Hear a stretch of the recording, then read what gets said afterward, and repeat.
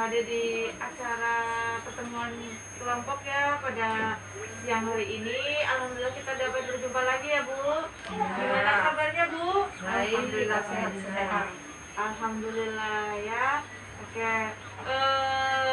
Pada kesempatan kali ini nanti kita akan belajar mengenai sistem rujukan penanganan anak stunting ya Bu ya. Nah, untuk sebelum kita mulai pada sesi siang hari ini, ibu-ibu masih ingat gak Bu materi yang sebelumnya yang kita pelajari?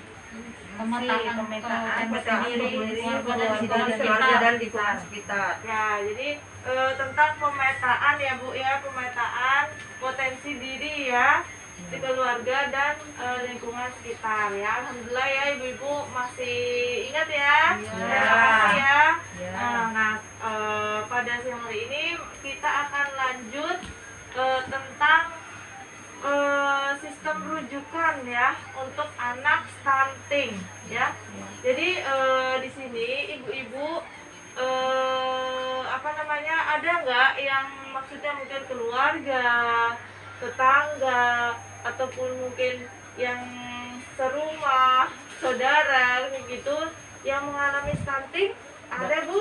Nggak ada ya? Alhamdulillah ya.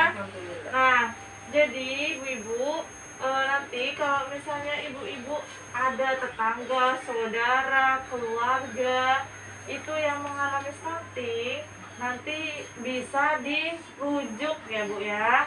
Dirujuknya kemana Bu? Ayo, siapa yang tahu kemana? Ke puskesmas. Di mana lagi? Ada lagi? Mungkin?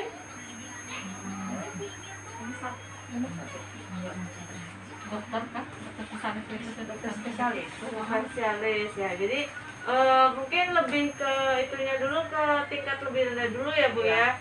Jadi kalau misalnya ada anak stunting, kita itu bisa rujuk ke puskesmas, ke posyandu ya. Bisa juga Bu untuk rujukannya itu ke mana Bu? Lewat RT dulu ya, dari yang bawah dulu ke RT, nanti ke desa kayak gitu ya Bu ya. Nah, jadi untuk menangani stunting di sini, karena ibu-ibu dapat mengoptimalkan bantuan sosial untuk pemenuhan gizi Bu ya. Jadi ibu-ibu bisa memanfaatkan misalnya kayak memanfaatkan warung ya. Di sini kan ibu-ibu ngambil semua kebutuhannya itu lewat warung ya. Iya. Nah, jadi bisa memanfaatkan bantuan sosialnya itu melalui warung ya untuk memenuhi kebutuhan gizinya. Gitu ya Bu ya. Nah, terus ibu-ibu juga misalnya kalau misalnya ada saudara ini yang mengalami stunting, bisa terus untuk dilakukan stimulasi ya. Stimulasinya itu yang siapa sih yang melakukan stimulasi? Yang melakukan stimulasi itu adalah biasanya orang tua, orang terdekat gitu ya Bu ya. Jadi yang terdekat dengan anak yang mengalami stunting gitu ya. Nah, terus jadi pokoknya dilakukan stimulasi terus ya. Dari kapan sih stimulasi itu bisa dilakukan Bu? Tahu nggak Bu? Untuk mencegah stunting kapan stimulasi bisa dilakukan? 1000 hari sebelum lahir. 1000 hari ya. 1000 hari. Apa sih 1000 hari? Ibu melahirkan 1000 hari ibu mengandung kan? Pertama melahirkan ya. Nah, jadi sebenarnya kalau untuk stimulasi untuk pencegahan stunting itu biasanya dilakukan pada saat bayi itu dalam kandungan Bu ya. Sampai usia 2 tahun ya. Gitu ya Bu. Terus nanti ibu-ibu di sini juga dapat menghubungi layanan yang ada di lingkungan ya Bu ya. Jadi seperti apa tadi Bu? Posyandu, Posyandu, Puskesmas, Puskesmas, RT dulu. Nanti RT dulu baru ke posyandu, posyandu baru ke puskesmas. oh ya RT dulu, Iya, ke Posyandu, posyandu baru ke puskesmas. Puskesmas. Terus bisa juga melalui dinas Dinas Sosial. sosial gitu ya Bu ya. Iya. Nah nanti ibu-ibu bisa mengarahkan ya Bu ya. Kan ibu-ibu sudah dapat nih materinya kemana sih anak stunting itu harus dirujuk.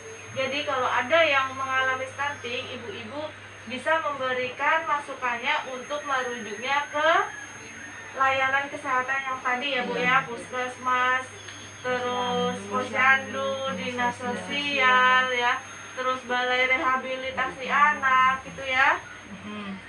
Ya, jelas nggak Bu? Ya, jelas. Jelas ya. Jadi nanti harus rujuk ya Bu ya, jangan sampai ditangani sendiri ya. Kalau misalnya ada yang malu, nah stunting ini Kebanyakan gitu. kebanyakan gitu Iya. ya. Oh, Ya, jadi anakku nggak stunting kok. Iya. Oh, jadi kadang kan ibunya kan nggak mau dibilang anaknya stunting. Iya. Heeh. Kadang-kadang warga kan begitu. Nah, tapi kalau misalnya ini harus diberikan, nanti kalau misalnya ibu-ibu sudah memberi masukan, ternyata ibu itu tidak tidak menanggapi atau apa, ibu bisa melapor juga ya ke pendamping PKH. Oh, bisa. Iya bisa, nanti yang memberikan arahan itu pendamping PKH. Kan ibu-ibu kan karena mendapat bantuan, jadi bisa melalui pendamping PKH. Nanti pendamping PKH-nya itu yang memberikan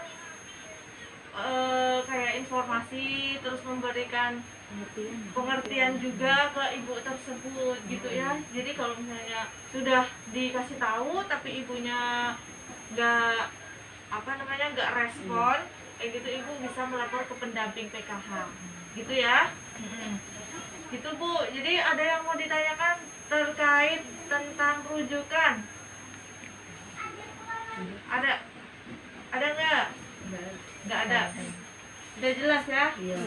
Udah jelas ya. Jadi untuk tingkat desa, jadi dibagi ya, sistem rujukan itu dibagi menjadi 3, tingkat desa, tingkat kecamatan, dan tingkat kabupaten ya. Jadi tingkat desa itu melalui RT, RW, terus kantor desa. Nah gitu ya Bu.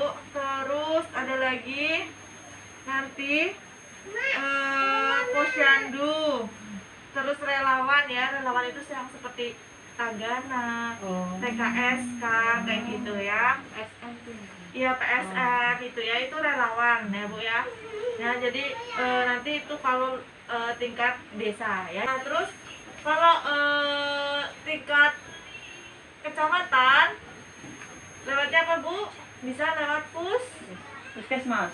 puskesmas itu ya Bu ya, puskesmas. Terus kalau tingkat kabupaten bisa lewat Dinas sosial. dinas sosial. Terus apa lagi? Sekretariat PKH ya, kabupaten itu ya. Nah, itu ya Bu ya. Jadi nanti ibu-ibu bisa dari desa ke kecamatan, terus kecamatan baru ke kabupaten. Gitu ya Bu? Iya. Oke, gitu aja. Mungkin ada yang mau ditanyakan terkait rujukan? Sudah jelas Ibu? Iya. Sudah jelas ya, alhamdulillah ya Bu ya. Baik, kalau sudah jelas berarti kita tutup pertemuan pada siang hari ini ya Bu ya. Ya, insya Allah kita bertemu lagi di pertemuan selanjutnya dengan materi dan sesi yang berbeda gitu ya Bu. Oke, gitu aja Bu. Saya terima kasih ya ibu-ibu ya sudah hadir di acara pertemuan kelompok. Saya akhiri, billahi taufiq wal hidayah. Wassalamualaikum warahmatullahi wabarakatuh. Waalaikumsalam warahmatullahi wabarakatuh.